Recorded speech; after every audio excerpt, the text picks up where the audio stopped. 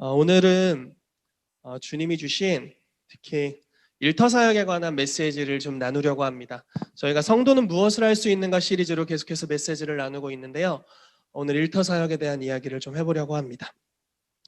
아까 선지자 팀에서 함께 기도해 줄 때 너무너무 좋았어요. 정말 계속해서 기름 부심이 풀어지는 걸 느끼면서 저에게 든 감동 중에 하나가 여호수아에게 하나님께서 가나안 땅을 정복하라고 말씀하시면서 너희가 만약에 어떠한 땅이든지 정복하기를 더디하거나 멈춘다면 그곳으로부터 가시와 찔레가 나와서 너희의 옆구리를 찌를 거다. 이렇게 얘기했던 성경 구절이 갑자기 떠오르는 거예요. 그래서 과연 교회가 놓치고 있었던 사회의 영역이 어디가 있는가? 교회가 하나님의 나라의 통치를 풀어내기를 머뭇거리고 있었던 사회 영역 중에 어떤 부분이 있는가? 사실 너무 많죠. 예배당 외에는 다 포기했었던 것 같아요. 그런데 특히 하나님께서 이런 코로나 사태를 선용하셔서 주님께서 이런 사태를 허락하신 건 아니죠. 그렇지만 하나님께서는 뭐든지 합력하여 선을 이루시는 분이신 줄 믿습니다. 그래서 이 사태를 선용하셔서 우리가 놓치고 있었던 지금 가시와 찔레가 나오고 독한 것들이 풀어져 나오는 영역에 우리가 들어가도록 하나님께 우리를 인도하시는구나라는 마음이 들었습니다. 그 중에 한 영역이 온라인이라고 믿어요. 왜냐하면 우리가 온라인에 접속하고 미디어를 하고 SNS를 하고 이런 것들에 대해서 보수적이고 경건을 추구하는 교회일수록 이것들에 대해 굉장히 죄악시하는 경향이 있습니다.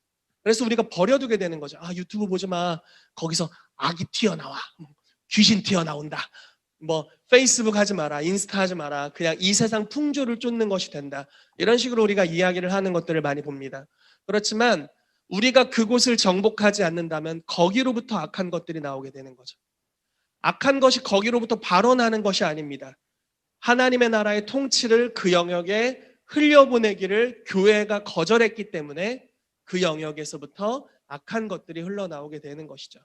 우리가 정치 영역에 영향력을 주기를 포기할 때 정치 영역으로부터 악한 것들이 흘러나오게 될 거예요. 교회가 경제 영역에 영향력을 주기를 내려놓게 될 때 거기로부터 가시와 찔레가 와서 교회 또 하나님의 나라의 옆구리를 찌르는 역사들이 있습니다. 교회가 오히려 재정에 대해서 가르치지 않을 때 만몬의 영이 득세할 수밖에 없게 됩니다. 이러한 개념들을 우리가 기억할 필요가 있다는 것에 대해서 뭔가 감동을 주신다는 감동이 있었습니다. 네, 그래서 이 시간 여러분들 축복합니다. 이런 코로나 또 온라인 예배 이런 것들을 통해서 하나님이 저희의 체질을 바꾸실 때 이런 기회를 주셨잖아요. 이때 옛날 스타일로 머물러야지 라고 잊지 마시고 이런 새로운 예배 형태 또 새롭게 우리 가운데 제시해 주시는 비전들 또 우리의 그 가죽 부대를 주님이 유연하게 하실 때 그 영역으로 기뻐하며 달려가게 되시기를 예수 이름으로 축복합니다. 아멘. 제가 저희 부모님 너무 좋아하는데 특히 존경하죠. 너무 존경하는데 그 중에 한 부분은 어떤 부분이냐면 배우기를 멈추지 않으신다는 거예요. 저는 그게 참 너무 감사해요. 그 컴퓨터 같은 거 되게 어렵잖아요. 어른들은. 이제 저희 아버지 어머니는 컴퓨터가 있었던 세대가 아니었기 때문에 컴퓨터를 하시는 게 너무 어렵습니다. 인터넷도 너무 어려웠죠. 모뎀 시절 천리안부터 있었는데 네, 굉장히 어려웠어요. 그런데 저희 부모님은 항상 그걸 배우시더라고요. 타이핑을 배우시고 물론 독수리입니다. 네, 상필 집사님이 초대할 때 우리 눈으로 온 독수리 그 독수리 말고 그 세 손가락 독수리 있잖아요. 이렇게 독수리 타법으로 컴퓨터를 하시지만 이제 키보드가 어느 정도 적응이 되시고 능숙해지시더라고요. 그러면서 인터넷 서칭도 하시고 또 인터넷으로 무언가 물건도 구매하시고 인터넷으로 온라인으로 계좌이체도 하시고 업무들도 보시고 이런 모습들을 계속 보는 겁니다. 그러면서 오늘날 사회가 돌아가는 영역에 있어 자기의 옛날 기질이나 체질로 머물지 않고 계속 그것들을 바꿔가는 모습을 보면서 참 바람직하시다. 참 옳다. 나도 저렇게 해야지 이런 생각이 드는 것 같습니다. 그래서 제 노트북도 이제 새로운 버전이 나왔는데 이걸 이 흐름에 맞춰 네. 제 아내가 이 영상을 보지 않기를 바랍니다. 네. 그래서 저희가 이런 새로운 흐름에 맞춰서 하나님이 주시는 이런 새 가죽 부대로 우리를 전환해 가실 때 그 영역 가운데 반응하고 또 그 새로운 영역에 빨리 들어가서 독점을 하는 거죠. 하나님의 나라를 아주 독점하는 역사들. 그래서 우리가 선점하고 거기서부터 주님의 나라의 영향력을 풀어나가는 역사가 있게 되기를 주 예수 이름으로 축복합니다. 성도는 무엇을 할 수 있는가 15번째 시간인데요. 저희가 오늘은 일터사역에 관한 이야기를 좀 하려고 합니다. 여러분, 일터사역이야말로 교회가 내려놨던 수많은 영역 중에 가장 큰 부분이라고 생각합니다. 왜냐하면 그동안 많은 복음의 선포, 구원의 복음을 증거하는 많은 구원의 선포는 사람들로 하여금 예수 그리스도를 믿고 교회로 와라. 세상은 타락했어. 세상은 위험해. 집 밖은 위험해. 이불 밖은 위험해. 이래서 교회 안으로 사람들을 들어오게 하고 타락한 세상으로부터 오염되지 않게 하기 위해서 교회로 들어오는 일들을 많이 했습니다. 그러나 이제는 교회에서부터 하나님의 나라의 통치가 세상으로 나아가야 될 때인 줄로 믿습니다. 특히 일터의 영역에서 그런 역사들이 있게 되기를 예수 그리스도의 이름으로 축복합니다. 아멘. 제가 이 성도는 무엇을 할 수 있는가 시리즈를 시작하면서 이런 생각들이 들었었어요. 풀타임 사역자, 저같이 목사, 선교사님들, 또 전도사님들, 강도사님들, 사역자들 있죠. 사역자들을 이 기독교 안에서는 무언가 좀 더 우월한 부르심인 양 이야기하는 경향이 있습니다. 그리고 나머지 모든 성도들은 이 우월한 부르심에 하나님을 제사하고 예배하는 일이 온전케 되기 위하여 다른 것들을 서포터하는 사람들, 이 정도로 이야기되는 경우가 있어요. 예를 들어 제가 중학교 3학년 때 받았던 예언에 대해서 말씀드렸죠. 처음 받았던 예언. 기태가 너는 택자가 아니다. 너는 물질 장로다. 이렇게 말씀하셨어요. 그러니까 이게 사실은 이 언어상의 문제가 있어요. 택자라는 건 이제 구원받는 자, 예정된 자 이런 걸 이제 가리키는 용어인데 그 우리 기도원 원장님께서 사용하신 그 단어의 의미는 이런 거였습니다. 기태가 너는 목사나 선교사의 부르심이 아니다. 너는 목사나 선교사라는 그 위대한 부르심을 서포터하는 재정으로 돕는 네가 사역의 일선에 나가서 무언가 세상을 변화시키는 게 아니라 너는 뒤에서 돈을 벌어서 사업을 하고 돈을 벌어서 그분들이 그 일을 온전히 완수하여 하나님의 나라가 이 땅에 임할 수 있도록 하는 너는 서포터하는 메인 부르심이 아니라 이 하나님 편에서 이 2등, 3등, 4등, 5등 부르심이다. 이렇게 이야기를 하는 걸로 저는 들렸어요. 그리고 그분도 그런 방식으로 예언을 해주셨어요. 그래서 기분이 되게 나빴어요. 그래서 오기가 생기더라고요. 내가 반드시 목회자가 돼야겠다. 이런 오기가 생겼었는데 그 당시 이제 유행했던 찬양이 막 비전 이런 거였거든요. 그런 찬양을 부를 때마다 마음이 작아지고 오그라들고 쪼그라들고 이랬습니다. 물질 장로나 해야지. 이러면서 이렇게 했었는데 지금은 이 일터사역의 이게 이제 일터사역의 부르심이다라는 걸 이제 깨닫게 되었고 일터사역에서 하나님을 섬기는 것이 얼마나 놀랍고 위대한 일인지를 다시 한번 깨닫고 있습니다. 그래서 오늘 이 일터사역에 대한 부분을 함께 나누고자 합니다. 여러분 목차를 한번 볼게요. 오늘 어떤 것을 나눌 건지.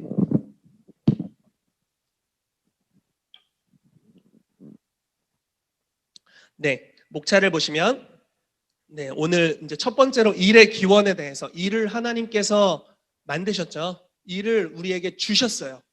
그냥 사람이 할 일이 많구먼 하고 일을 시작한 게 아니라 주님이 일을 해라 라고 말씀하셨어요. 그래서 일이 시작되었습니다. 이 일의 근원에 대해서 기원에 대해서 함께 이야기해 보려고 하고요. 또 아담이 타락하면서 아담과 하와가 선악과를 따먹는 범죄를 저지르면서 땅이 저주를 받았어요. 그러니까 타락으로 말미암아 자기들이 영생을 잃었을 뿐만 아니라 그가 다스리고 있었던 땅이 저주를 받게 되었습니다. 그래서 어떤 결과들이 오게 되는지를 좀 나누려고 하고요. 예수 그리스도의 십자가 사건으로 말미암아서 구속으로 인해, 즉 구속의 역사로 말미암아 어떠한 것이 회복됐는지 예수님 이렇게 말씀하시거든요. 인자가 온 것은 잃어버린 자를 구원하려 함이다. 이렇게 말씀하셨는데 이게 원어적으로 보면 잃어버린 자라기보단 잃어버린 것을 구원하려 합니다. 잃어버린 것을 다시 되찾으러 왔다라고 말씀하셨어요. 그러니까 단지 사람 하나하나의 영혼을 되찾는 수준을 넘어서서 무언가 잃어버린 아주 총체적인 것 전체를 되찾아 오셨다라는 것이죠. 그 부분에 대해서 우리가 좀 나누려고 하고요. 또 마지막으로 하나님의 자녀들이 하는 일터사역에 대해서 좀 나누려고 합니다. 로마서 8장 말씀에 모든 피조 세계가 고대하는 것은 하나님의 아들들에 나타나는 것이다 라고 이야기를 해요. 여기 딸들이 좀 힘드신가요? 네, 아들, 딸들이 나타나는 것을 고대하고 있다. 그리스도의 신부들이 나타나는 것을 고대하고 있습니다. 여러분 좀 괜찮죠? 네. 그래서 하나님의 아들들, 딸들이 나타나는 것을 피조세계가 고대해요. 즉 땅이 고대하고 자연 만물이 고대하고 있고 우리의 모든 일곱 영역이 그것을 고대하고 있어요. 왜냐하면 그들도 썩어짐의 종로를 타는 데서 해방되길 원한대요. 땅은 아담의 범죄로 인해 저주를 받아 썩어짐의 종노릇을 하고 있는데 예수 그리스도를 믿음으로 말미암아 우리가 완전히 새로운 존재가 됩니다. 우리를 창조하신 자의 형상을 쫓아 새 사람이 돼요. 그런데 그 회복된 새 사람은 이 땅을 구속할 수 있는 권능이 임합니다. 즉 땅의 저주를 없애고 땅이 원래 아담 때에 있었던 에덴 동산과 같이 회복되게 할 수 있는 권세와 능력이 풀어지게 됩니다. 그래서 이러한 사역으로서의 일터 사역에 대해서 나누도록 하겠습니다. 사실 이게 한 강의로 좀 담으려고 하기엔 너무 방대한 내용입니다. 그래서 좀 성령님께서 인도하시는 것을 보고요. 오늘 물론 이 강의하는 한 번에 가겠지만 다음 주 주제도 일터 사역 2가 될 수도 있고 뭐 이런 식으로 50주 이렇게 갈 수도 있습니다. 그래서 아주 평안한 마음으로 이 영역으로 깊이 들어가게 되시기를 축복합니다. 아멘. 우리 다음으로 넘어가겠습니다. 일의 기원에 대해서 살펴보도록 하겠습니다. 여러분들 각자 처소에서 우리 창세기 2장 15절 여기 말씀 나와 있죠. 우리 같이 읽어보도록 할게요. 시작. 여호와 하나님이 그 사람을 이끌어 에덴 동산에 두어 그것을 경작하며 지키게 하시고. 아멘. 여기 경작하며라는 단어가 보이시죠? 이 경작하다라는 단어가 일하다로 해석될 수 있는 아바드라는 히브리어 단어입니다. 우리 류다솔 자매님이 얘기해 주신 것과 같이 이 아바드라는 단어가 일하다, 경작하다라는 의미가 있을 뿐만 아니라 보세요. 예배하다라는 의미가 있어요. 똑같은 단어를 사용해요. 너무 재밌지 않나요? 여러분 그 첫 번째 언급의 법칙이라는 것이 있어요. 성경에 무언가의 단어가 첫 번째로 언급되면 그것이 그 당시 사용된 그 환경 그리고 그 뉘앙스 이것이 성경 전체를 관통하는 경우들이 있습니다. 예를 들어서 아브라함 때 처음 기도라는 단어가 사용됐어요. 그리고 선지자라는 단어가 처음 나옵니다. 그래서 우리가 뭘 할 수 있나요? 기도와 선지자는 상당히 밀접하구나 라는 것을 알 수 있죠. 그러므로 선지자들은 다 기도하는 자들이 되셔야 합니다. 이해되시죠? 예언을 한다고 선지자가 아니죠. 기도가 아주 선지자와 밀접합니다. 이런 것들을 우리가 알 수 있는데 오늘 이 단어도 동일해요. 경작하다라는 단어가 처음 나왔는데 예배하다와 일하다가 같이 혼용돼서 쓰일 수 있는 단어입니다. 자, 다시 볼게요. 여기서 파생된 명사 아보드는 수고, 봉사의 의미를 가지며 레위인들, 자, 레위인들이 왜 중요하냐면 레위인들은 성전에서 섬기던 사람들이죠. 성직을 맡았던 사람들이에요. 이 사람들이 하는 모든 행위는 다 예배였어요. 이 사람들의 인생을 바친 것 자체가 예배예요. 로마서 12장 말씀에 너희 몸을 하나님이 기뻐하시는 거룩한 산제사로 드리라. 이는 너희의 드릴 영적 예배니라. 구약에 이것의 예표가 되었던 직분이 레위인, 레위 족속이었죠. 레위 족속을 구별하여 이 땅에서의 분깃을 얻지 못하게 해라. 내가 그들의 분깃이 될 것이다. 이렇게 말씀하셨어요. 그래서 하나님이 그들의 유업이 되셨죠. 그래서 이들의 삶을 바친 것 자체가 예배였는데 잘 따라오고 계세요? 이들의 삶을 바친 것 자체가 예배였는데 이 예배라는 단어, 이 아바드라는 단어, 아보드라는 단어가 일하다와 혼용돼서 쓰이고 있다라는 것입니다. 여러분, 여러분들이 사무실에서 근무하는 게 예배라는 거예요. 중요한 건 이거죠.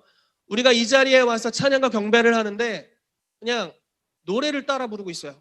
노래를 그렇게. 그리고 옛날 어른들 표현 있잖아요. 예배 보러 간다. 예배를 봐요. 이건 예배가 아니에요.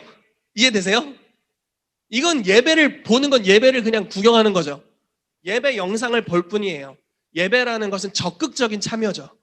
하나님을 경외하는 마음을 가지고 마음과 뜻과 성품을 다하여 주님을 사랑하고 주님을 찬양하고 노래하고 손을 들고 주님 앞에 뛰고 반응하고 또 그 예배할 때 주님을 경험하게 되고 만나는 것. 이런 상호 교통하는 것이 예배입니다. 믿으십니까? 동일해요. 우리가 만약에 일터에서 일을 하고 있는데 너희가 먹든지 마시든지 무엇을 하든지 주의 영광을 위하여 하라 라는 말씀을 심장에 새겼고, 주님, 제가 이 업무를 보는 것이 당신의 영광을 위한 것입니다 라는 목적으로 무언가를 하고 있다면 그것이 예배가 된다라는 것입니다. 여러분, 이게 왜 중요할까요? 이것이 예배가 된다라는 것은 여러분, 주님을 기념하는 모든 곳에 강림하여 복을 주리라라고 출애굽기 20장 말씀에 말씀하고 있어요. 주님을 기념하는 곳에 강림하여 복을 주신대요. 내가 업무를 보는데 주님을 위한 열심으로 하고 있어요. 그럼 거기에 주님의 임재가 있습니다. 주님의 영광이 임하죠. 계시가 옵니다. 기름 부으심이 임하게 돼요. 기름 부으심은 단지 자연적인 재능 차원이 아닌 초자연적인 권능을 가져옵니다. 그러므로 일의 효율성이 인간이 무엇을 하는 차원을 넘어서서 하나님이 그 일에 개입하신다라는 것이죠. 여러분, 요셉의 삶에 왜 그렇게 많은 형통함이 있었을까요? 저는 요셉이 여호와를 경외함으로 모든 일들을 했다라고 믿어요. 요셉은요, 종살이를 하는데, 여러분, 종살이 오늘날로 비유하자면 조금 그거보다 훨씬 괜찮지만 직장 생활 8시간을 일하면 200만 원을 받는다. 예를 들어 하루에 8시간씩 한 달을 일하면 200을 받아요. 300을 받아요. 500을 받아요. 700을 받아요. 그럼 어떻게 합니까? 딱 그 시간을 재죠. 9시에 출근해서 점심시간 딱 빼고 6시 퇴근한다. 요 시간 외에는 결코 일하지 않을 거야. 왜냐면 이것에 대한 대가가 요 내 월급이니까. 만약에 내가 1분이라도 더 넘어가게 되면 근무 외 수당을 신청할 것이다. 이렇게 마음을 결단하잖아요. 그래서 우리가 그것들을 하게 되죠. 그리고 뭐 야근을 할 때 야근 수당을 신청하고 이런 식으로 하게 되죠. 그런데 뭔 얘기를 하다 이 얘기를 했지? 근데 이제 우리가 이것들을 추구하는데 진짜 뭔 얘기를 하다 이 얘기를 했는지 까먹었어요. 일하다 예배하다. 네, 직장. 요셉 얘기하다 여기 왔군요. 요셉은 노예였잖아요. 그러니까 아무리 일을 해도 그거에 대한 삭시 없어요. 그러니까 여러분, 열심히 해도 월급을 받지 않아요. 대충 해도 월급을 받지 않아요. 공산주의 어떤가요? 열심히 살아도 배급이 똑같아요. 대충 해도 배급이 똑같아요. 그럼 사람들의 기질이 어떻게 되죠? 열심히 할 이유가 없죠. 대충 하면 되죠. 모든 것이 평등하니까. 어차피 너도 종, 나도 종, 대충 해도 평등하니까. 그래서 제대로 하지 않게 되죠. 근데 요셉은 종의 마인드가 아니었어요. 요셉은 여호와를 경외함으로 예배하며 일을 한 거예요. 이 사람의 일 자체가 예배였습니다. 그러니까 어떤 일이 벌어집니까? 열심히 일할 뿐만 아니라 이 사람의 업무의 효율성이 더해지는데 초자연적인 효율성이 더해지는 거죠. 우리 홍정신 목사님이 이렇게 말씀하시더라고요. 자기가 생각할 때는 이러시대요. 요셉이 아마 꿈꾸는 자였으니까 자기의 업무에 대한 꿈을 꿨을 거다. 하나님이 꿈에서 지혜를 주셨을 거다. 이 업무는 예를 들어 뭐 곳간에 있는 모든 뭐 식량에 대한 건 이렇게 처리하라는 감동과 계시, 또 지혜를 가지고 무언가 업무를 처리하고, 다음날 가정의 어떤 행정을 보는 데 있어서 이렇게 해서 자리 배열을 하고 이렇게 하면 효율적으로 처리되고, 이런 하나님으로부터 오는 계시, 꿈을 통한 계시를 통해 지혜를 얻었을 거다, 이런 이야기들을 하더라고요. 그러니까 요셉의 삶에 그만큼의 형통함이 있을 수 있었던 것은 요셉의 일을 단지 타락의 산물과 같은 노동으로 보지 않고, 때로는 노동, 일하는 것을 타락의 산물로 보는 사람들이 있어요. 왜냐하면 땀을 흘려야 뭐 이런 이야기가 있으니까요. 땀을 흘려야 뭐 솟아난물을 얻으리라, 이런 게 있으니까요. 그러나 노동, 일은 타락의 산물이 아닙니다. 일은 예배였어요. 처음부터 하나님이 기획하시고 계획하신 건 노동하고 일하는 것은 예배였습니다. 우리가 경외함으로 일하게 될 때 그것이 예배가 된다라는 것입니다.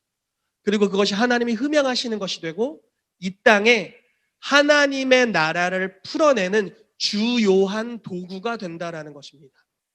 아멘. 오늘 이런 일터에 대한 계시, 일에 대한 계시가 저와 여러분들에게 열리게 되기를 예수 이름으로 축복합니다. 그래서 일은 저주인가 아니면 하나님께서 주시는 통치의 도구인가? 여러분 어떻게 생각하십니까? 일은 저주인가? 천국 가면 일 절대 하나 봐라. 1일만 일하고 6일은 쉴 것이다. 이렇게 하실 건가요? 왜냐면 일이 저주니까 너무 지쳤어. 아닙니다. 일은 저주가 아니죠. 일은 하나님께서 주시는 통치의 도구입니다. 우리 다음으로 넘어가서 보도록 하겠습니다. 타락이 우리의 삶에 어떤 결과를 가져왔는지에 대해서 볼게요. 창세기 3장 17절에서 19절 말씀입니다. 같이 읽어보겠습니다. 시작. 아담에게 이르시되 내가 내 아내의 말을 듣고 내게 먹지 말란 나무의 열매를 먹었은즉 땅은 너로 말미암아 저주를 받고 너는 내 평생에 수고하여야 그 소산을 먹으리라. 땅이 내게 가시덤불과 엉겅퀴를 낼 것이라. 내가 먹을 것은 밭의 채소인즉 내가 흙으로 돌아갈 때까지 얼굴에 땀을 흘려야 먹을 것을 먹으리라. 내가 그것에서 취함을 입었음이라. 너는 흙이니 흙으로 돌아갈 것이니라 하시니라. 아멘. 자, 선악과를 따먹는 결과에 대해서 특히 아담을 향해 말씀하십니다. 그 전에 하와에 대한 것이 있고 그 이전에 뱀에 대한 저주가 있죠. 그래서 아담에게 뭐라고 하셨냐면 남자들이 참 이때부터 딱해지기 시작합니다.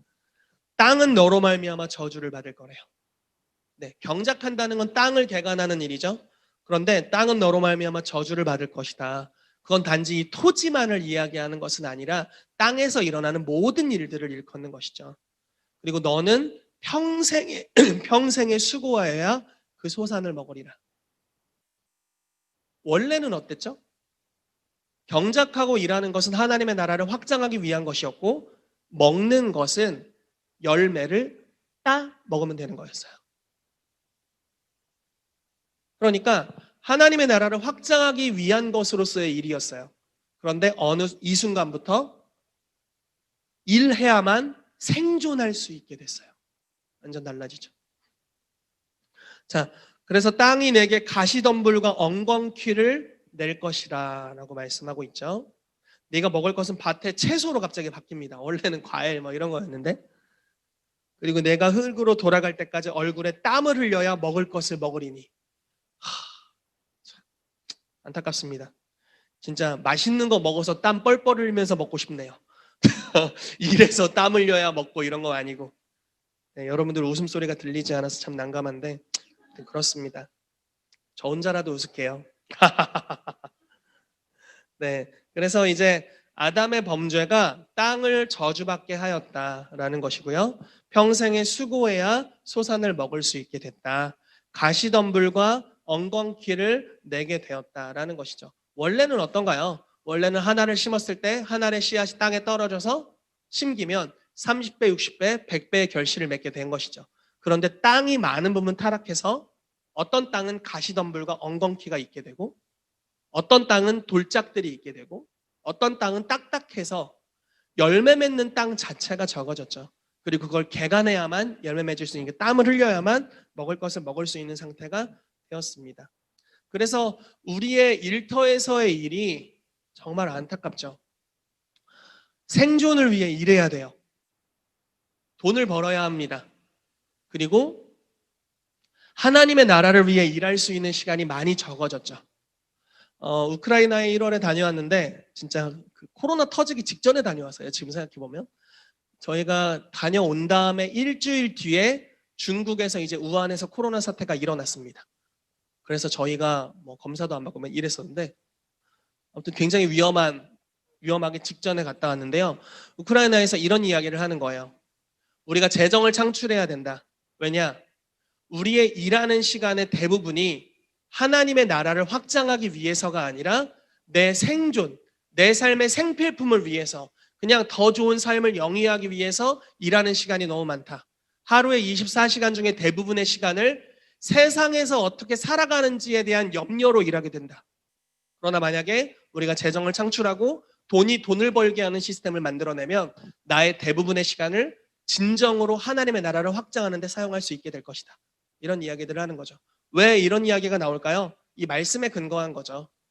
가시와 엉겅퀴를 내게 돼서 이제 수고하여야 생명을 연장할 수 있는 일이 된 것입니다. 자, 그러면 우리가 계속해서 좀 보겠습니다. 구속으로 인해서 주님께서 어떤 것을 회복하셨는지에 대해서 보겠습니다.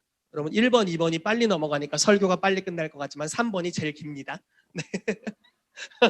혹시 방심하시고 이렇게 마음 놓으셨다가 실망하실까봐. 자, 누가복음 19장 10절 말씀 같이 읽어보겠습니다. 시작. 인자가 온 것은 잃어버린 자를 찾아 구원하려 함이니라. 아까 말씀드렸던 것 같이 예수님이 오신 것은 잃어버린 자를 찾아 구원한다. 그런데 단지 이 잃어버린 자가 아니라 잃어버린 것을 찾아 구원하려 하십니다. 라고 말씀하고 있죠. 사람 이상의 무언가를 말씀하는 겁니다. 제가 믿기로는 마태복음 28장 18절에 이걸 잘 표현했다고 믿어요. 예수께서 나와 말씀하여 이르시되 하늘과 땅의 모든 권세를 내게 주셨으니 땅의 권세를 취하셨습니다. 자, 원래 땅의 권세는 누구의 것이었죠? 하나님의 것이었죠. 하나님이 이 땅을 창조하시고 땅의 권세를 누구에게 주셨습니까? 아담과 하와에게 주셨죠. 그리고 뱀에게 순종함으로 인해서 땅의 권세가 누구에게 갔나요? 네, 마귀에게 갔죠. 옛 뱀, 나중에 용으로 표현되는 마귀에게 그 권세가 갔습니다. 그래서 요한복음의 대부분의 성경 구절을 보면 마귀를 향하여서 이 세상 임금이다라고 표현합니다. 왜냐하면 이 세상의 권세를 가진 자이기 때문에. 그렇죠? 누가복음 4장에 가면 예수님께서 시험을 당하시는 3장, 4장 시험을 당하시는데 거기서 마귀가 온 천하의 영광을 예수님에게 다 보여줍니다. 그리고 이렇게 말해요. 네가 나에게 절하면 내가 이 모든 것, 이 땅의 권세를 너에게 줄게. 이것은 나에게 넘겨진 것이므로 내가 원하는 자에게 줄 수 있어. 이것이 사단이 통치하는 나라의 특징이죠. 마귀적 속성을 따라가게 될 때 그로부터 권세를 얻게 되는 그런 구조입니다. 그래서 이 사단의 활동이 오늘날도 있습니다. 마귀적이어질수록 많은 권세를 얻게 되죠. 거기가 하나님의 나라가 선포되지 않았다면. 이해되시나요? 그 바닥에 타락한 생리를 따라가게 되어야 그 바닥에서 높은 권세를 취할 수 있게 됩니다. 무슨 말씀인지 이해되시죠? 적정한 사기, 적정한 뇌물, 적정한 접대, 이런 것들, 부정적이고 죄악된 것들을 섞어서 그 시대 가운데 제대로 반응해야 높은 지위로 올라갈 수 있는, 하나님의 나라의 복음이 선포되지 않은 모든 곳에서 마귀가 이와 같이 왕노릇하고 있죠. 그런데 예수님께서 이 권세를 빼앗아 오신 것입니다. 십자가에 죽으시고 부활하신 이후에 이렇게 말씀하시는 거죠. 하늘과 땅의 모든 권세를 내게 주셨으니 그러므로 너희는 가라 라고 말씀하시는 거예요. 그 권세가 다시 너희에게 왔다 라고 말씀하시는 것입니다. 여러분, 땅의 권세는 여러분들의 것입니다. 아멘. 아멘. 아멘. 이런 거 안 들리니까. 계시록 5장 말씀에 이렇게 말씀하고 있어요. 예수께서 죽임당하신 어린 양이신데 핏값으로 우리를 사셔서 하나님께 드리시고 저들을 나라와 제사장 삼으셨으니, 그러니까 왕과 제사장을 삼으셨으니 저희가 땅에서 왕노릇하리로다 라고 말씀하고 있습니다. 땅에서 왕노릇합니다. 언제부터? 죽어서부터? 아니에요. 그러면 하늘에서 왕노릇한다고 써놓으면 되잖아요. 근데 그렇게 써있지 않습니다. 땅에서 왕노릇하리로다. 구속을 경험한 그 시점부터 저와 여러분들의 지위가 왕으로 바뀝니다. 제사장으로 바뀌어요. 자, 제사장은 무슨 역할을 합니까? 하나님과 세상을 화해시킵니다. 화목해 합니다. 제사를 통해서 죄를 제거하고 하나님과 죄인의 관계를 회복시키는 것이 제사장의 역할이었죠. 저희가 하는 역할도 그와 같습니다. 예수 그리스도의 그 대가집을, 그분의 완전한 제사를 선포하는 복음을 전함으로 사람들의 관계를 하나님과 화목해 하는 대사로 우리가 부르심 받았습니다. 이게 제사장의 역할이죠. 왕은 무엇입니까? 통치하고 다스리고 그의 나라에 합당하지 않은 속성들과 전쟁하고 물리치는 역할을 합니다. 그래서 왕은 영토를 확장해 갑니다. 그 왕이신 하나님께서 교회를 에클레시아라고 말씀하시고 교회라고 부르셨는데, 이 에클레시아는 전쟁을 위해 파송된 함대를 일컫는 말이었습니다. 함대, 수많은 그 배, 군사들을 잔뜩 싣고 저 나라로 가서 저기를 점령하라 라고 말씀하시는 거죠. 그리고 에클레시아의 역할은 무엇입니까? 그 나라에 가서 전쟁하고 완전히 정복하고 문화 영역을 완전히 바꾸는데 어떻게 바꾸냐면 본국과 똑같은 모습으로 바꿔내는 겁니다. 그것이 에클레시아의 역할입니다. 즉 하나님의 나라와 같이 이 땅을 바꾸는 것, 하나님의 나라가 임하게 하는 것, 뜻이 하늘에서 이루어진 것 같이, 왕의 도성과 같이, 새 예루살렘과 같이, 하나님의 보좌가 있는 그분의 통치가 있는 나라와 같이 이 정복한 나라를 바꿔내는 것이 바로 교회의 역할이죠. 그래서 우리 가운데 일터 사역이 반드시 회복되어야 될 사역입니다. 예수님은 교회를 다스리러 오신 것이 아닙니다. 교회를 통해 세상을 다스리려고 하셨습니다. 그래서 우리가 이러한 것들을 알 필요가 있습니다. 자, 구속으로 인해 이러한 회복들이 일어나게 됐고요. 자, 구체적으로 좀 보도록 할게요. 예수 그리스도의 구속의 사건들이 어떤 회복을 주었는지 구체적으로 보겠습니다. 마태복음 27장 50절에서 53절 말씀을 우리 같이 읽어보겠습니다. 시작. 예수께서 다시 크게 소리 지르시고 영혼이 떠나시니라. 이에 성소의장이 위로부터 아래까지 찢어져 둘이 되고 땅이 진동하며 바위가 터지고 무덤들이 열리며 자던 성도의 몸이 많이 일어나되 예수의 부활 후에 그들이 무덤에서 나와서 거룩한 성에 들어가 많은 사람에게 보이니라. 아멘. 이 말씀을 한번 자세히 살펴보죠. 성소위장이 위에서부터 아래까지 찢어졌다라고 말하고 있습니다. 하나님의 임재와 관련이 있고 예배와 아주 밀접한 관련이 있죠. 이바울 목사님의 예배 강의를 통해서 자세히 들으시면 되겠습니다. 오늘 이거에 포커스를 맞추기보다는 바위가 터졌다라고 말을 하고 있고요. 땅이 진동했다라고 이야기합니다. 이 두 가지 영역에 대해 좀 다루려고 합니다. 땅이 진동했다. 어떻게 지진이 일어났다는 거죠. 땅이 막 흔들렸다라는 거고요. 바위가, 그러니까 멀쩡한 바위가 예수님이 다 이루었다 소리를 지르며 돌아가셨거든요. 내 영혼을 아버지 손에 맡겨드립니다 하고 돌아가셨어요. 보통 사람이 돌아가실 때, 천국으로 갈 때 조용히 가죠. 마지막 숨이 이렇게 가잖아요. 그런데 예수님은 마지막까지 이 땅에서 돌아가실 때 승리를 선포하셨어요. 죽음으로 승리를 선포하셨어요. 다 이루었다. 얼마나 크게 하셨는지 모르겠지만 성경에 분명히 큰 소리로 소리치셨다라고 말씀하고 있습니다. 그리고 영혼이 떠나가셨는데 그분이 죽으실 때 성소 휘장이 위로부터 아래까지 찢어져 둘이 됐다. 그리고 갑자기 땅이 진동했어요. 지진이 일어났습니다. 역사적으로 실제로 지진이 일어났고요. 멀쩡했던 바위가 터졌어요. 깜짝 놀라지 않았을까요? 그 근처에 있었던 사람들이. 그리고 갑자기 무덤이 열렸어요. 펑. 아마 땅이 지진이 일어나고 바위가 터지면서 무덤도 함께 열렸을 수 있겠죠? 그러면서 자던 성도의 몸이 많이 일어났다.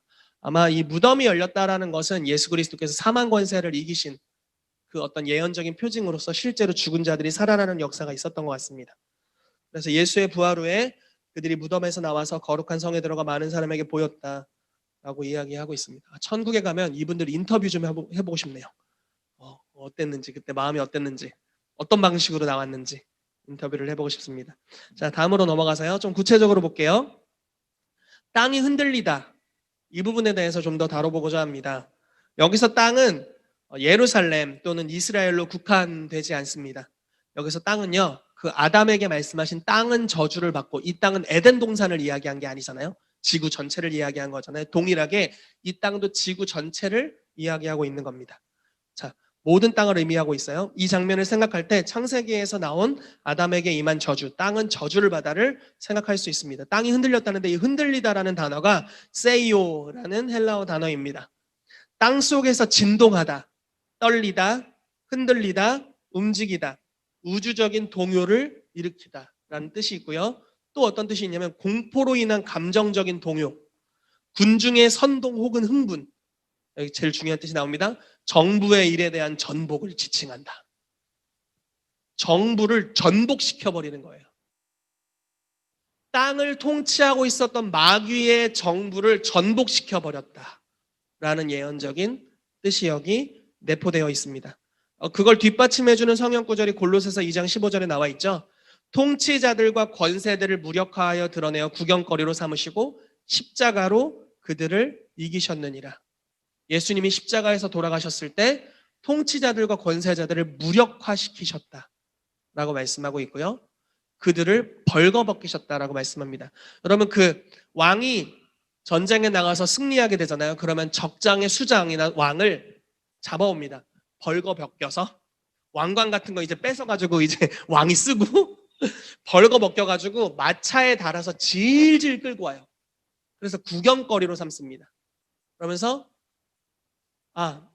이 나라의 왕이 이렇게 비참해졌다. 이제 그 나라는 우리의 것이다 라고 선언하는 행렬을 합니다. 동일하게 예수님이 십자가에 못 박히셨을 때 마귀를, 그리고 사단의 나라의 수장들, 어둠의 나라의 왕자들, 높은 지위에 타락한 천사들을 목을 매서 질질 끌고 다니시면서 구경거리로 삼으시고 이러셨다는 거예요. 벌거 벗기셔서 구경거리로 삼으셨다. 십자가로 승리하셨다라는 이야기입니다. 예수님이 죽으실 때 땅에 대한 통치권이 바뀌었습니다. 누구에서 누구로? 마귀에게서 예수 그리스도에게로 옮겨졌다라는 것입니다. 그래서 원래 예수님 하늘의 권세를 갖고 계신 분이었죠. 그런데 하늘과 땅의 권세를 내게 주셨으니라고 말씀하실 수 있게 되었습니다. 자, 두 번째로 바위가 터지다에 대해서 좀 보도록 할게요. 바위가 터졌어요. 자, 터지다라는 단어는 스키조예요. 깨뜨리다, 자르다, 쪼개다, 나누다, 열다, 째다. 째다 재밌네요. 째다, 분리하다, 잡아 찢다, 이런 단어로 표현될 수 있습니다. 바위라는 것은 이 반석이죠. 바위는 많은 부분 통치의 기초가 되는 것을 상징하곤 합니다. 마태복음 16장 18절에 긍정적인 의미로서 바위, 반석이 나오는데, 내가 이 반석 위에 내 교회를 세우리니 음부의 권세가 이기지 못하리라 라고 말씀하셨죠. 그러니까 이 통치권을 이야기하는 겁니다. 바위가 터졌다는 것은 마귀의 통치권을 째버렸다, 쪼개버렸다, 터쳐버렸다, 뭐 이런 의미가 있습니다. 사단의 통치가 완전히 박살났다라는 겁니다. 여러분, 앞으로 박살난다는 거예요? 박살났다는 거예요? 이미 박살났다는 거예요. 호호호호! 박살났습니다. 그래서 이제 예수 그리스도의 그 통치권이 가게 되었고, 우리가 위임받은 권위를 가지고 그것을 행사할 수 있게 되었다라는 겁니다. 여러분들이 죄를 사할 수 있나요? 못하잖아요. 혹시 사한다고 할까 봐 얼른 얘기했네. 네, 못하잖아요. 그런데 예수님 뭐라고 말씀하세요? 예수님이 죄를 사하실 수 있죠. 그런데 예수님이 요한복음 20장 말씀에 이렇게 말씀하세요. 숨을 내쉬며 이르시되 성령을 받으라. 너희가 누구의 죄든지 사하면 사하여질 것이요 그대로 두면 그대로 있으리라. 자, 이게 무슨 말씀인가요? 우리는 죄를 사하는 권세가 없어요. 그렇지만 우리에게 복음이 있죠. 그리고 예수 그리스도를 이 땅에서 대표할 수 있는 자들입니다. 누군가가 회개했다면 그 사람의 삶을 향해서 예수 그리스도께서 이 사람의 죄를 사하셨다는 걸 우리가 확증해 줄 수 있죠. 그리고 우리의 선포가 그들에게 모든 정죄로부터 자유케 하는 것을 가져오게 될 겁니다. 이해되시나요? 동일합니다. 우리가 예수님께서 땅에 통치권을 빼앗아 오셨고 마귀의 반석이 터져버리고 이제 반석 위에 교회가 세워져서 천국 열쇠로 예수님이 다스리실 수 있다라고 말씀한다면 우리가 그분의 몸으로서 함께 그분을 이 땅에서 대표해낼 수 있다라는 것입니다. 자, 우리가 일하는 일터에 수고하여야만, 아침에 일찍 일어나서 저녁 잘 때까지 뼈 빠지게 일해야만 간신히 생존을 할 수 있는 그런 정도의 수입, 그런 정도의 어려운 정서, 종됨, 이런 것 안에 우리가 있었다면 이제는 마귀의 권세가 깨어졌고 땅의 저주가 해결되었다. 그러므로 이제는 완전히 새로운 차원으로 갈 수 있는 거예요. 잘 들어보세요.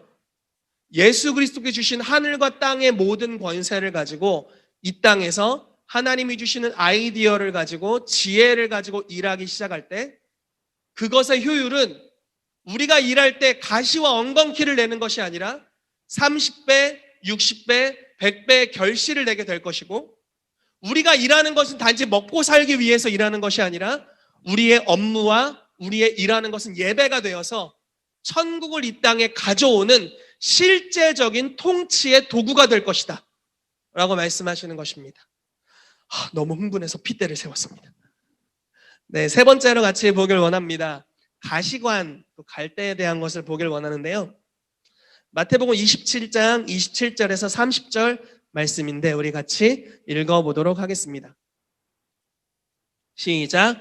이에 총독의 군병들이 예수를 데리고 관정 안으로 들어가서 온 군대를 그에게 모으고 그의 옷을 벗기고 홍포를 입히며 가시관을 엮어 그 머리에 씌우고 갈대를 그 오른손에 들리고 그 앞에서 무릎을 꿇고 희롱하여 이르되 유대인의 왕이여 평안할지어다 하며 그에게 침뱉고 갈대를 빼앗아 그의 머리를 치더라.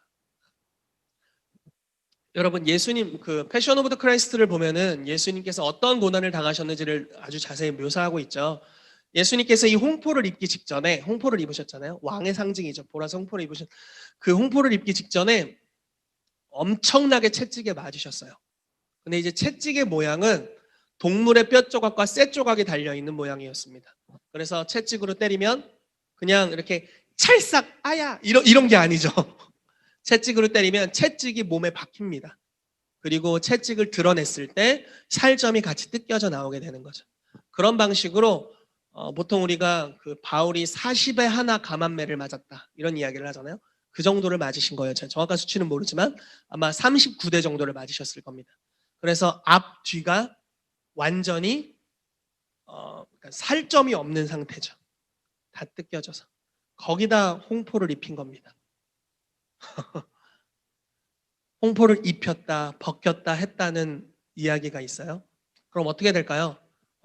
그 상처에 손가락 딱 대면 너무 따가운 거 아시죠? 그런 게 온몸에 그것도 아주 중상을 입은 사람에게 일어나는 겁니다. 그래서 그렇게 예수 그리스도를 희롱했습니다. 그리고 여기서 그치지 않고요. 이 구속의 사건은 하나하나가 다 의미가 있어요. 우리가 그걸 더 알아갈 때 더 많은 의미들을 알게 될 텐데요. 자, 가시관을 엮어 그 머리에 씌웠대요. 왜 가시관이었을까? 이만한 가시였거든요.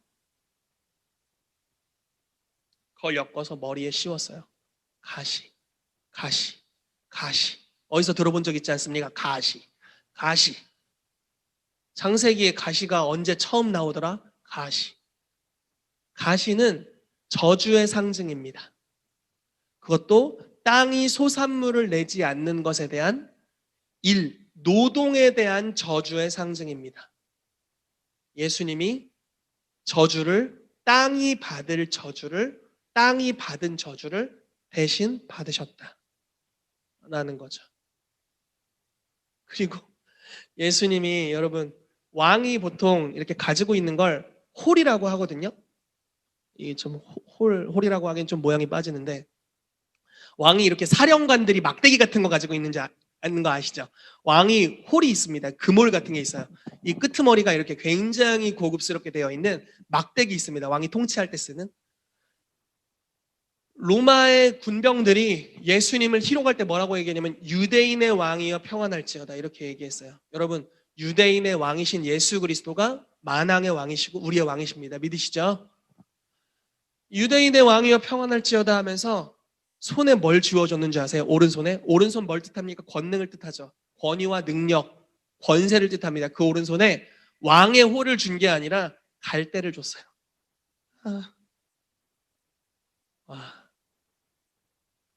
사람의 이 땅을 다스릴 수 없는 비참한 상태, 통치를 완전히 빼앗겨버린 비참한 상태를 주님이 대신 당하신 것이죠. 그 상태로 뭘 다스릴 수 있었겠어요?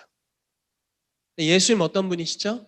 하나님 보좌 우편의 권세를 가진 분, 열면 닫을 자가 없고 닫으면 열 자가 없는 분, 그분이 말씀하시면 모든 것들이 즉시로 일어나는 분, 십자가에 못 박히실 때에도 자기의 한 번 청함을 통해서 12영이나 더 되는 12부대나 더 되는 약 7만 2천의 천사라고 이야기하는데 12부대나 더 되는 천사들을 단번에 소환해내실 수 있는 분, 그분이 예수님이시죠. 그런데 그분이 아주 무력하게 되셨는데 갈대를 지어줬어요. 여러분 갈대를 가지고 야 이걸로 다스려라. 그리고 갈대를 탁 뺏어서 머리를 팍 치고 이걸로 다스려봐 이렇게 한 거예요.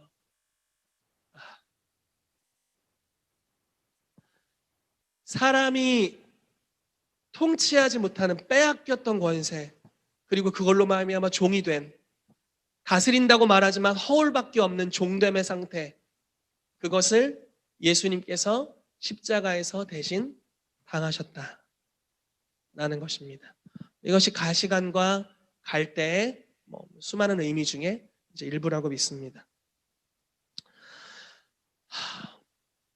창세기 3장 17절 18절 말씀에 읽어드리겠습니다. 아담에게 이르시되 내가 내 아내의 말을 듣고 내가 내게 먹지 말라 한 나무의 열매를 먹었은즉 땅은 너로 말미암아 저주를 받고 너는 내 평생에 수고하여야 그 소산을 먹으리라. 땅이 내게 가시덤불과 엉겅퀴를 낼 것이라. 내가 먹을 것은 밭의 채소인즉이라고 말씀하고 있죠. 너무나 안타깝죠. 예수님께서는 십자가에 돌아가셨을 때 그분의 소리치고 죽으심과 동시에 땅이 진동케 됐습니다. 즉 땅에 대한 통치권을 완전 전복시켜 버리셨습니다. 마귀를 십자가로 벌거벗겨 승리하셨고 온 세상에 영적인 세계의 구경거리로 삼으셨습니다. 그리고 마귀의 통치권을 상징하는 그 바위를 터쳐버리셨죠. 땅이 받아야 되는, 영원토록 받아야 되는 그 죄의 결과물, 땅이 가시와 엉겅퀴를 내는 그 저주의 결과물을 예수님이 직접 머리에 쓰셨습니다. 그래서 땅에 대한, 이제 땅이 더 이상 저주를 받아 효력을 내지 않는 일이 없도록, 땅이 바른 열매를 맺도록, 또 그분은 갈대를 왕의 홀로 드셨습니다. 그리고 이걸로 희롱을 당하셨습니다. 사람의 이를 통하여 다스릴 수 없는 상태를 대신 당하셨습니다. 항상 영적인 교환은 예수님이 힘든 것을 가져가시고 우리에게 그분의 좋은 것을 주십니다. 그분은 사망을 가져가셨고 우리는 생명을 얻었습니다. 그분은 버림을 당하셨고 우리는 용납을 얻었습니다. 그분은 나는 너를 도무지 모른다 라고 말하는 내침을 당하셨고 우리는 내가 너를 안다, 너는 나의 자녀다, 자녀로 영접해 주셨습니다. 그분은 완전한 죄가 되셨고 우리는 하나님의 완전한 의를 얻게 되었습니다. 그분은 땅의 저주를 받으셨고 이제 땅은 열매를 낼 수 있게 되었습니다. 그분은 통치하지 못하는 비참한 인간의 상태를 대신 당하셨고 인간에게, 믿는 자에게 하늘과 땅의 모든 권세를 내게 주셨으니 그러므로 너희는 가라 라고 말씀하셨습니다. 이것이 예수님의 구속을 통해서 우리의 삶에 주신 놀라운 은혜인 줄로 믿습니다. 아멘. 그래서 우리의 삶에 이제 우리가 어떻게 반응하는지가 너무나 중요하게 되었죠. 하나님이 하실 일들을 많이 하셨어요. 그리고 성령을 보내주시고 우리가 주님과 동역할 때 어떠한 일이 일어나는지가 이제 완전히 달라지게 되었습니다. 여러분, 잠깐 설명을 드릴게요. 예수 그리스도의 십자가의 구속의 사건이 우리의 삶에 주는 혜택이 어떻게 우리의 삶에 적용될 수 있는지에 대한 이야기입니다. 예수님은 저와 여러분들의 죄를 대신해서 십자가에서 죽으셨습니다. 그것은 여러분들이 믿든 믿지 않든 이미 발생한 사건이죠. 그런데 우리가 그 사실, 그 지식이 어느 날 계시가 되어서 깨달아져서 마음에 믿어 의에 이르게 됩니다. 그리고 입으로 시인하면서 구원을 풀어놓게 된다라고 이야기하고 있죠. 자, 영혼의 구원도 십자가의 사건이 우리의 영혼을 구원하신다라는 지식과 함께 믿어짐으로 구원을 받게 되죠. 사람이 거듭납니다. 동일합니다. 치유도 그가 채찍에 맞음으로 너희가 나음을 입었다라는 말씀이 믿어지고 내 치유를, 내 병에 대한 모든 대가 지불이 그리스도 안에서 다 이루어졌다라는 게 믿어지면서 우리가 이제 믿음으로 손을 얹기 시작할 때 치유가 풀어지죠. 무슨 말씀인지 이해되시나요? 그냥 예수님이 그 일했다고 알았어 이렇게 자동적으로 이루어지는 게 아니고 믿음으로 말미암는 어떠한 믿음의 순종들이 일어나게 될 때 그게 구체적으로 이루어집니다. 예수 그리스도를 영접하는 것도 마음으로 믿어 의에 이르고 입으로 시인하는 거죠. 나는 예수 그리스도를 나의 구주로 믿습니다 라고 시인하는 거죠. 치유도 동일합니다. 마음으로 믿을 뿐만 아니라 믿음으로 손을 얹고 선포하고 치유를 삶에 적용해 가기 시작하죠. 그럴 때 치유가 온전히 우리의 것이 됩니다. 자, 땅이 저주를 받았습니다. 그런데 예수 그리스도께서 가시관을 쓰심으로 땅의 저주를 스스로 감당하셨습니다. 사람이 통치할 수 있는 통치권을 잃었어요. 예수님이 그 저주를 갈대를 집으심으로, 왕의 홀로서 갈대를 집으심으로 수치를 당하심으로 대신 받으셨습니다. 그리고 우리에게 땅의 권세를 주신다라고 말씀하십니다. 이걸 어떻게 적용할 수 있습니까? 믿음으로 일하기 시작할 때, 믿음으로 예배하며 일할 때, 믿음으로 주님이 주시는 지혜를 쫓아 일하기 시작할 때 땅이 열매를 맺는 역사들을 보게 될 것입니다. 이것은 먹고 살기 위해 간신히 돈을 버는 형태의 일의 수입을 넘어서서 이 일 자체는 저와 여러분들을 먹고 살게 할 뿐만 아니라 더하여 넘쳐 하나님의 나라를 확장하는 놀라운 도구가 될 것입니다. 아멘. 그래서 일터의 사역자들이 해야 될 역할 중에 하나는 이 땅에 복음이 선포되지, 이 일터에 관한 복음이 선포되지 않은 곳에 가시들이 있을 거예요. 문제들, 저주를 일으키는 것들이 있다라는 겁니다. 그 가시를 제거하는 역할들을 해야 됩니다. 아리송해지나요? 자, 다시 가보도록 하겠습니다. 일터 사역에 대해서 좀 말씀을 몇 구절 볼게요. 로마서 8장 19절에서 21절 말씀 같이 읽겠습니다. 시작. 피조물이 고대하는 바는 하나님의 아들들이 나타나는 것이니 피조물이 허무한데 굴복하는 것은 자기 뜻이 아니요 오직 굴복하게 하시는 이로 말미암음이라. 그 바라는 것은 피조물도 썩어짐의 종노릇한 데서 해방되어 하나님의 자녀들의 영광의 자유에 이르는 것이니라. 아멘. 자, 모든 피조세계 땅이 고대합니다. 무엇을 고대합니까? 하나님의 형상이 회복된 하나님의 자녀들을 고대합니다. 그리고 이 땅에 잔재로 남아있는 땅의 저주들, 가시들을 거두어줄 하나님의 자녀들을 고대합니다. 대가는 이미 지불되었습니다. 그리고 교회는 그의 몸이 되어서 지불된 대가를 시행하도록 부르심받았습니다. 다시 표현해 볼게요. 구속을 위한 대가는 모두 지불되었습니다. 이제 구속의 복음을 선포함으로 사람들의 삶에 구속을 적용시키는 일이 남아 있습니다. 그래서 복음 전도가 이루어져야 사람들이 구원받는 거죠.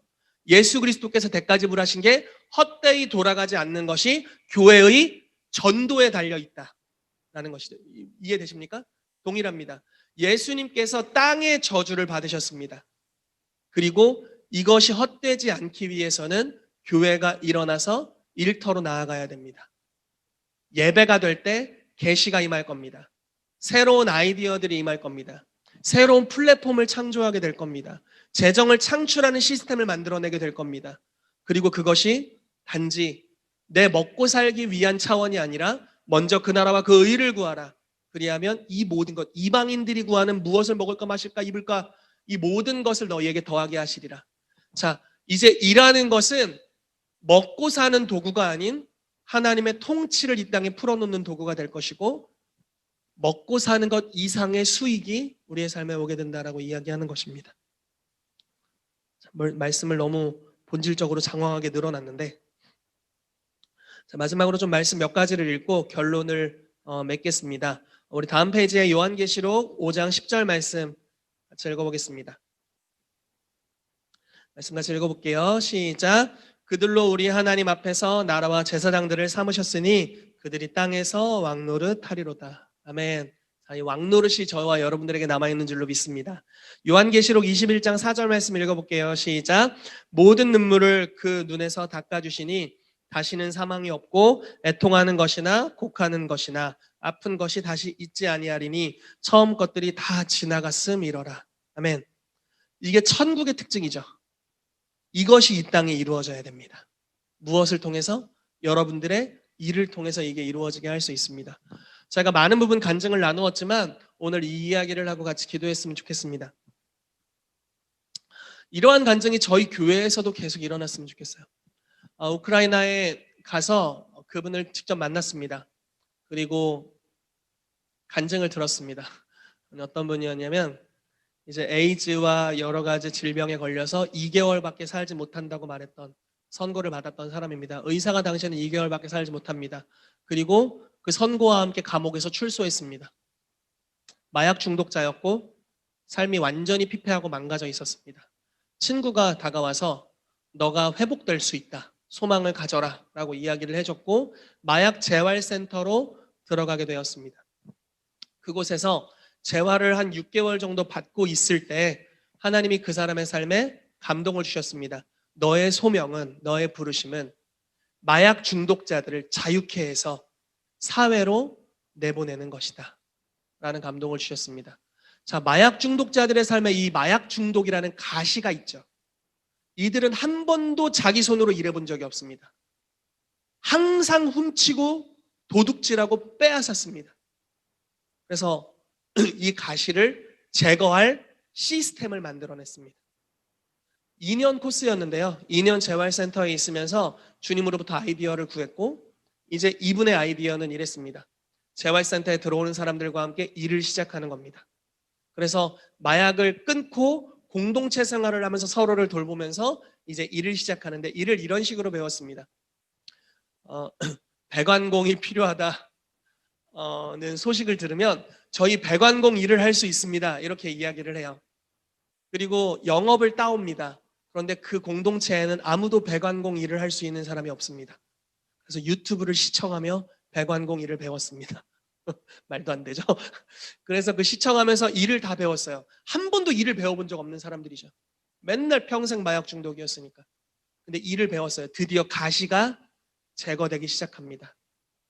야, 일 좀 해. 무슨 일? 이러면서 그냥 먹을 것만 축내고 있었던 사람들이 그러니까 삶에 계속 가시와 엉겅퀴가 있는 거죠. 마약이 끊어지면서 일을 하기 시작합니다. 그러니까 이제 페이가 들어오잖아요. 그러면서 다시 또 다른 영업을 합니다. 우리 시멘트도 바를 줄 알아요. 와서 발라줘요. 사실 못하는데 하고 유튜브 보고 공부해요. 그 계약이 오는 날까지 공부를 하고 다시 시멘트를 바릅니다. 우리 요즘 타일 바르는 게 그렇게 요즘 고가 수익이라고 젊은이들이 다 타일을 바르려고 한다는데 우리 타일 바를 줄 압니다. 이렇게 해서 할 줄 모르는데 타일을 잘 바르는 전문가를 초대해서 업무를 배웠습니다. 그런 식으로 하나하나 기술을 습득해 나가면서 실제로 수익이 창출되고 중독자들이 일을 하기 시작합니다. 자기들이 재활 치료를 받는데 드는 모든 비용을 자기들의 손으로 벌어서 감당했습니다. 더 재미있는 건 이 재정이 이제 넘쳐나기 시작합니다. 또 다른 아파트를 구입했습니다. 그리고 다른 중독자들을 여기로 초대해서 치유 프로그램을 돌렸습니다. 그리고 이들에게 말합니다. 우리와 같이 일하자. 일해본 적 없어요. 가르쳐 줄게. 그리고 독소와 가시들이 제거되기 시작합니다. 원래는 일을 해도 훔쳐도 그 돈으로 마약을 샀는데 그러니까 계속 악순환이죠. 삶의 저주가 끊어지지 않는 거죠. 그걸 가지고 이제는 좋은 투자를 하게 되고 그리고 저축을 하게 되고 그러면서 계속 통장 잔고가 늘어나고 주식 잔고가 늘어나기 시작합니다. 그런 식으로 또 다른 업무를 배우고 또 다른 업무를 배웠습니다. 2년이 흘렀습니다.